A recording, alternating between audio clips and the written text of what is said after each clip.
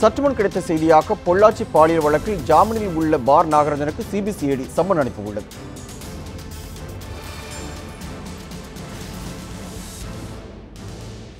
பார் நாகராஜனின் கூட்டாளி நேற்று சரணடைந்த நிலையில் நாகராஜனுக்கு சம்மன் அனுப்பப்பட்டுள்ளது குறிப்பிடத்தக்கது. இது தொடர்பாக மேலும் விவரங்களை நமது செய்தியாளர் பிரசாந்திடம் கேட்கலாம். பிரசாந்த், தற்பொழுது பார் நாகராஜனுக்கு சிபிசிஐடி தரப்பில் சம்மன் அனுப்பப்பட்டுள்ளது குறித்து விரிவான தகவலை பதிவு செய்யுங்க பிரசாந்த். நிச்சயமா சௌகரியமும், அதாவது இந்த வழக்கு சிபிசிஐடிக்கு மாற்றியதிலிருந்தே அதற்கான விரிவான விசாரணையை பல்வேறு 3 குழுக்களாக பிரிந்து சிபிசிஐடி போலீசார் விசாரணை மேற்கொண்டு வருகிறார்கள்.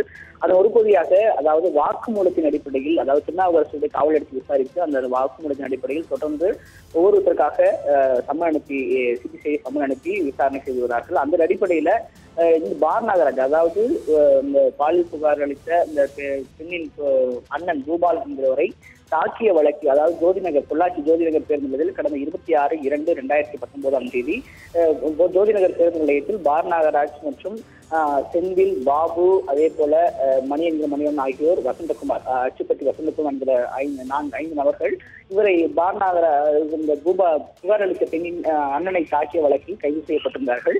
இதில் பிணையில் வந்து ஜாமீன் வழி வந்த பார் நாகராஜுக்கு தற்போது சிபிசிஐடி போலீசார் சம்மன் அனுப்பி நேரில் ஆஜராகுமாறு அழைப்பு விடுத்திருக்கிறார்கள். இதன் அடிப்படையில் பார் நாகராஜ் இன்று விசாரணைக்கு வருவதற்கான வாய்ப்பு இருப்பதாகவும் சிபிசிஐடி சொல்லப்பட்டிருக்கிறது.